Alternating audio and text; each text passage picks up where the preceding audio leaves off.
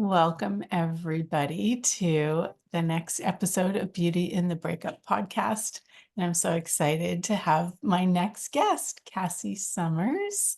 Hello. Um, Beautiful Cassie, how are you doing today? I'm great, Julie. Thank you. How are you doing? Awesome. Yay. I'm so happy to have this conversation. I remember there was something that you posted or something that I heard, and you were talking about some of the things that went on in your relationship that made it obvious that it wasn't contributing anymore. So Yeah. I thought maybe we could just start, maybe you could share a little bit of what was going on. And Yeah, I think one of the things we were talking about was I wanted to start a business and there was a lot of judgment. There was a lot of you can't do this and but it also with like, but do whatever you want and I fully support you. So super conflicting um conversations and energetics. Like energetically, it was do not do this, you better fail. But like, of course, I don't think you can, but try and I support you. So that was just one of many different strange conversations that would happen. I was with that man for 12 years. So you can imagine we had a lot of different yeah, situations, conversations that I didn't know at the time, but were very much gaslighting and just different forms of control. And you were sharing a little bit, Julie, um you've had some of that in your life, the gaslighting and the control. yeah, and you know what's so funny? It took me a good few years after we separated and doing classes and stuff. And I bought this point of view, and it took Gary a few years to like hammer and shatter that point of view in my reality that I couldn't do it without him. And he had this way of being so sure of himself, no matter what he said. He was like, "Well, you know what your problem is? You need to do this." And he was so sure of himself that I would buy the point of view because it seemed so right. And Gary was like, what did he do? Like, you did the creation, you did the production, you did the shipping, you did the like, what did he do? And it's like, oh, huh, right. That's amazing. And it's I love how you said that it was years later. So for me as well. So our marriage ended where we were separated. And I'm actually on YouTube and this ad comes up and it says if you have three or more of these in your relationship, you might be in a narcissistic relationship. And all five, like I was like, what? Like no, I wasn't in that. And I'm like, what? So I start researching, right? And I'm like, oh my God, I had Yeah. no idea. I had no idea. And I love what you just said of what did he do? Because similar, like, and he would take credit for everything. And he's so in such a like so sure of himself. And so yeah, I was like, well, I'm not sure of myself. So if he's so sure, he must be right. I must be wrong. Yeah. It's so interesting that, like, I've forgotten about that energy until this conversation, and how much it made me feel like I was walking on, unsteady ground. Yeah. It was my idea, my creation, my like everything. Um, it was like how it's so interesting how people can totally undermine your sense of self and your awareness and what you know is possible. Yeah. Yeah.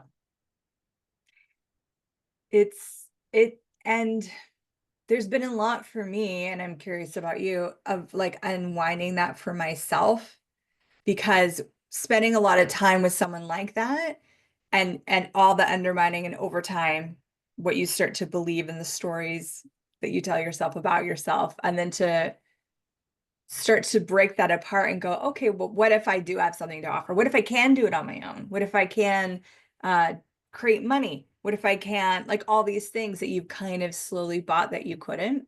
Like Mhm. actually talking about creating money. So I totally believed that I did not have the capacity. I was a stay-at-home mom at the time. He like I didn't even use in Canada, we can use maternity leave. So you get paid about a year of like a percentage of your wage, right? Mhm. You pay into that. And he talked me out of it because he's like, your paycheck's so pathetic. Like what, why would we even bother? And I'm like, well, but it's money I've literally paid into. Like, why would I not collect it? And he's like, what's 0% of zero? Oh my gosh. And I was like, zero? He's like, yeah. So I had this idea, but what's actually true is when I met him, I had no debt. I had paid off all my student loans. I didn't wasn't like thriving, but I was doing well. I was working 3 jobs. He stopped working for 2.5 years and I supported us, moved Mm. us to a different province. Like I did all of that, but somehow had convinced myself at the end of this, like, I can't even make money. I Oh. can't do anything. So did you see that movie that Gary recommends, the gaslighting movie? I'm at my 20th. I'm shooting for 100. Yeah. Yeah. Wow. That really did open my eyes to a lot of it as well. And the um the interesting thing about gaslighting in itself is that it's not because you're weak and pathetic. It's because you are powerful that you are a worthy target. Yes. So that's just one thing to like really get underneath all of that.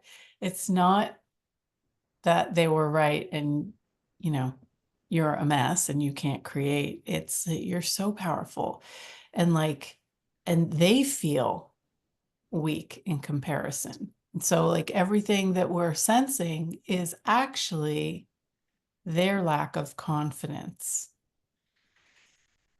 which is so like disturbing. So marinated in it, and you confuse exactly what you said, like their what's going on for them as yours. And then if you add a bit of that, like anyone who wants to save people, and I've definitely lived my life by that. I want to help people, I want to save them, I want to take care of them. And so it was just like it's fertile soil for him to come along and be like, oh, you will now be the source for everything, but I'll make you believe. He made me believe that he was the source when really I Mhm. was the one feeding him. Mhm. Yeah. Yeah. Yeah. That movie is great. By the time I watched it, I had already done a lot of research. So I Mhm. was like, oh yeah, yeah, yeah, yeah. Oh yeah, I could see that and that. And then it would predict, I'm like, he's gonna do this. And then it would happen. Like it was like that walking on what did you say? Not eggshells, but like on solid ground. Yeah. Yeah, that's how I live my life. So I was always trying to predict the next attack. And so if I could be smart enough or be great enough or whatever, then I could avoid it somehow. And it's no way to live your life, always trying to predict the next attack. Yeah. Absolutely. Wow. So how did you start to come out of it? How did you start to recognize and like choose different? Yeah. So the first thing for me was acknowledgement. It was just acknowledging first, oh, I was in a gaslighting relationship, you know, and then you have to, because your mind's like kind of a little tricky. So then you have to be a little bit of a ninja because what will happen is the programming. So they program you. They do. They program you. So what the program that runs is to continuously cover up what they did with excuses. Oh, well, you know what? He had a neglectful childhood. He just had low self-esteem. He's struggling. And so that didn't actually really happen. Like even like we'll tell the story incorrectly in our head, like to kind of soften it to make it, it's not that bad, you know? So to be really diligent about acknowledging what happened, but without a point of view. Like, yeah, he actually did do that, but I'm not making it wrong. I'm not making it right. I'm not like giving it all this charge. Just like that actually happened. Oh, that actually happened. Like he actually did that and did that and did that. So for me, it was really acknowledging a lot of the pieces, and that started to reclaim some of my sanity. Mm, So I was like, well, I'm not crazy. Like that actually happened though. I told myself it didn't happen, mm, but he did that. I allowed that to happen. So then the next part, so here I am just acknowledging, which is not super fun at first, but can be, for me, was really freeing. And then reclaiming my power and just being like you said, Julie, oh, it's not because I was weak and pathetic. It's because I was a prize to him. It was because I was powerful. It's because I had something. And just starting to reclaim everywhere I gave it all to him. Like I let him take everything. It's so easy to feel like a victim. And I definitely had moments where I felt like an utter victim. Like this happened to me. He actually studied me for 2 years before he asked me out on the first date. mm, Yeah. So it wasn't like just, I was like a little, because I was like in my early 20s, like just some little naive girl. I was that. But also he like had intention. He would ask me questions, gauge my response. He created a fantasy personality for me to fall in love with. So mm, like it's easy to be like, that happened to me. I'm a total victim to that. That just trapped me more. I had to actually get to the place of I was aware there were signs. I was aware. I convinced myself, no, I'm being silly. No, this isn't true. And that was the piece that I think that really set me free mm, was to go, I chose that and not make myself wrong for it. mm, I chose that. And I had kids with that person. mhm, Like I married that person. Those were my choices. And then I started to feel a reclaiming of like my being. mhm. How about you? I'd love to hear yours. Yeah, it's similar. It's funny because we were together 23 years, married for 20. And gosh, it took me a while to start to find the places where I cut off my awareness. And there was one point, Gary has this wonderful way of asking, when did you leave the relationship? Yeah. Months before you got married or 6 months after? And my response was 3 months after we started dating. Wow. Yeah. And he was like, and you continued dating for another 2.5 years and then got married and then had kids. I was like, Yeah. when you don't want to look at something, you won't see it. And Oh, a few years later, after the divorce, so I remember looking at this and having a lot less judgment about all my choices. mm, And then I had this total download awareness of what had happened. And I remember we were sitting at dinner and I was looking at him across the table and he was like a mind on legs. And I thought, what am I doing? What the heck am I doing? Like, this just doesn't work. And then a girlfriend came up in the restaurant to the table and she's like, hi, Julie. And she sees him and he's really attractive. And she's like, oh, who's this? And whatever. And I felt this whole wall go up so that I could project the perfect couple and all of that. And all of my awareness went away for wow. years, decades. Wow. So that's the thing, the potency of being willing to look at something and the power of being curious and being like, what is gaslighting? What is narcissism? Because I used to be like, those are just, terms and labels that people put. But if you're curious about it and you don't use it as a label, but you're willing to look, Mhm. you can see all the stuff in the back of the closet and under the rug. sweep it out and it's gone. Yeah. And then you're empowered to create different relationships and creationships. Because if you're not willing to be, like you said, that was such a beautiful example. And I have a couple of times in my life where I did that with him too, where it was like, whoa. And then I was like, you know, but then you continue that and you have different, like maybe you have a family member that did that to you when you're younger, or maybe what you get into a business partnership and they're gaslighting you. And if you're not willing to be aware of it, not from hypervigilance, I'm scared of everyone, which I think some people go to that extreme Mhm. as a defense mechanism, but just from the awareness of like, oh, this is gaslighting right now. Okay, cool. Then you're not the effect of it. And then you just have choice. Do I want to engage with this person? Maybe you still do. Maybe it still works for whatever temporary situation. And maybe it's like, no, I'd like someone that doesn't, desire to be that way with me and really wants to create something different. And if you're not willing to be aware of that, then you're not going to create that in your life. And you're going to think it's your fault and like there's something wrong with you rather than, oh, you're just cutting off your awareness. Mm-hmm. Yep. It's similar, like gaslighting is a form of abuse. It's abuse of being. And I remember when the abuse CDs came out Mm. and I thought, oh, I'll just listen to this, before I go to this expo because I had a couple of hours. Yeah.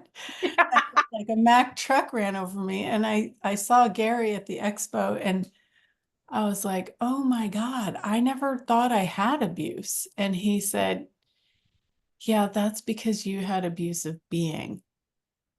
And it's not something that you can see.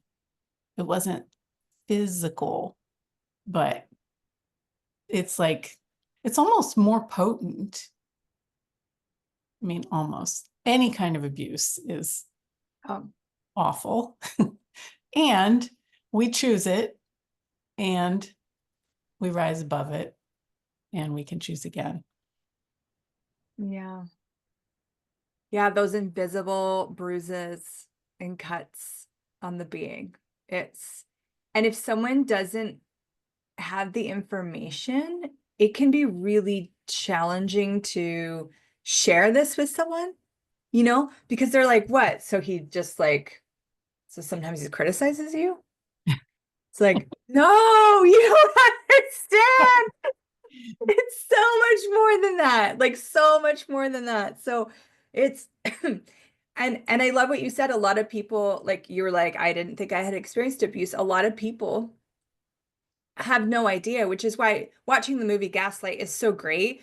I remember watching it with a friend of mine, and she was like, she the first time she watched it, she was like, "Oh my God!" Like she could see how it had played out in my relationship, and the Mm-hmm. second time she could finally see how it was playing out in her relationship. Mm-hmm.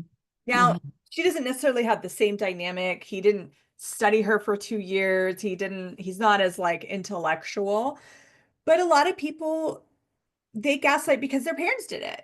That's Mm-hmm. just how you function. That's just a way of control. And you don't, Mm-hmm. everyone wants to be in control. And so, like, that awareness gave her, she's still with her partner, but it gave her like a huge awareness of where they could be working differently and having different communication in their relationship. But she just completely didn't see it. It was just so normalized to her. This is just how we treat each other. This is just how he treats me. What do you mean that's abuse? You know? Yeah, exactly. Yeah. It's funny as you're saying this, I'm like, wait a second. Like my mom used to hit us with a wooden cooking spoon. I guess that is sort of physical abuse, but I didn't think of it as that. Oh Yeah. my God. I forgot about that. It's Hmm. amazing. I was actually just having this conversation yesterday with someone, and if you look at like generations, right? Mhm. If we take like our grandparents, if they're still around or whatever, and you look at their life, what was considered abuse and what was not. And now we look at like my generation, or even my kids' generation, right? So my oldest is 14, what he considers abusive and what my grandparents considered abusive is completely different. Hitting your Mhm. kids was completely acceptable. I Yeah. remember in school, it was starting to phase out, but teachers were allowed to whack you with rulers and Yeah. stuff and humiliate you in class. Like that was completely acceptable. That's not abuse. And now, as we're diving into it, and we know so much more with, psychology and awareness and all this stuff, we're like, wow, this is really damaging to the being. This is really damaging to the body, even the system of the body, like this constant criticism, the lies, the twisting, the confusion. And one of the things about gaslighting is to actually make you question your own reality. And that is exactly what got created for me. Like I really didn't with you, Julie, saying, I can't do it without him when really you were the one that did everything. Like your whole reality is now being questioned. And I think talking about gaslighting and getting clear on that is so empowering for people because then they can start to reclaim their own reality and get a sense of it rather than being lost in other people's um, constructed realities for you. So true. Wow. Yeah. Yeah. And that's why, like, when you start to do any kind of personal development work, it calls into question everything that you thought was true. And I think that's why some of the stuff that's like really effective are things that people back away from Mm, yeah. because it's uncomfortable, it's unsteadying. You're losing that rock of what you believed is true, but it's not even true. So I say go through it, go through the discomfort, and then you get to this place of like massive peace because that is what's true. Yeah. I love that. I remember holding on to the lie about me. Like I remember desperately like, no, I don't care what you guys say. I am a piece of shit. No, I'm like, I know because it was like that was you talked about stability. That was my stable point. It was like Mm. I knew I was wrong because he told me every day. I knew that about me. So if you take that away, then I don't know anything about me. And that was terrifying. Mm. And it's crazy when you think about it, like you want to hold on to the fact that you think that you're, a pile of poo. Yes. And it might not be that exact for other people. It could be like, I know that I need him, or I know, or her, or I can't do it, or I know that I always mess up. I know this about me. And if you didn't know that about you, then what if you would actually have more possibilities, not less? Yeah. Calling everything into question. Yeah. Yeah.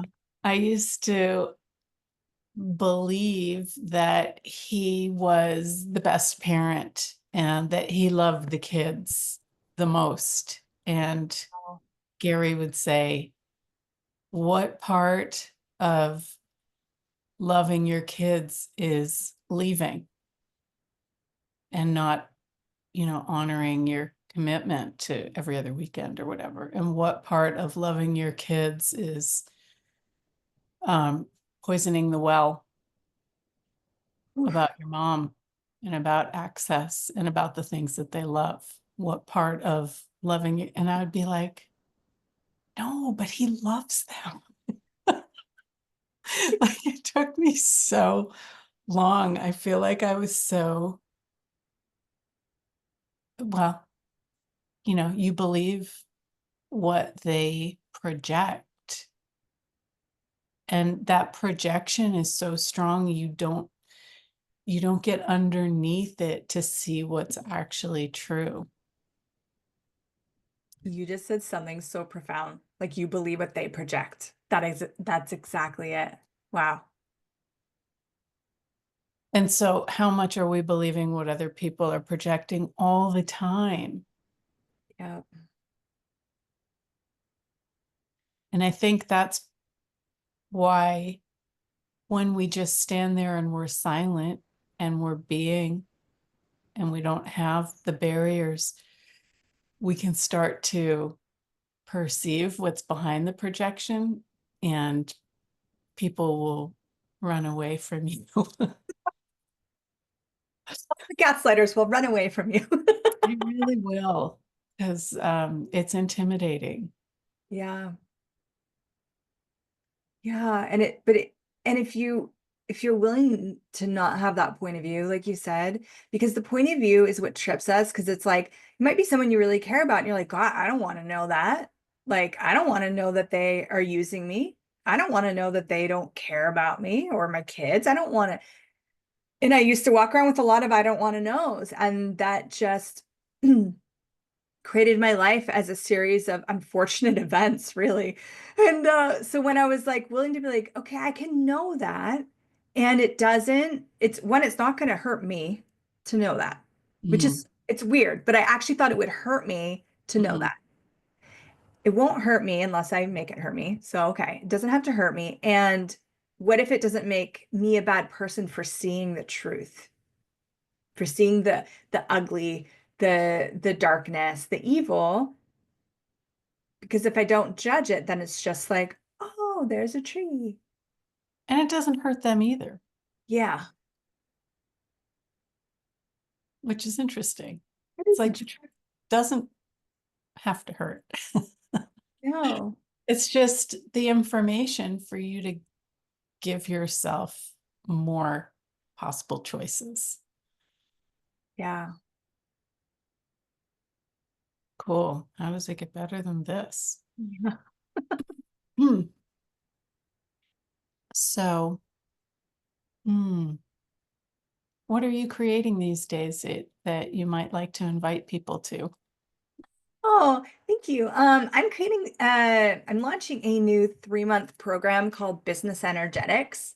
Um, And yeah, business was one of the things that he had told me I was so terrible at, and it took me a very long time to break all of those beliefs because I do business so different, and the access tools that we've been talking about are so different. So I love playing with business and other people's businesses and using the energetics that I've learned to play with as a way to like outcreate anything in this reality with business. So we're gonna spend 3 months together. We're gonna like dive into this and really kind of explore our own capacities and maybe you know, people are better at business than they've been told they are. Kind of like I'm better at business than I was told I was. I'm really looking forward to exploring that with people and kind of pulling out their magic because what if we could be the creators of our own business in a way that really works for us? We don't have to do it the right way that everyone else is doing it.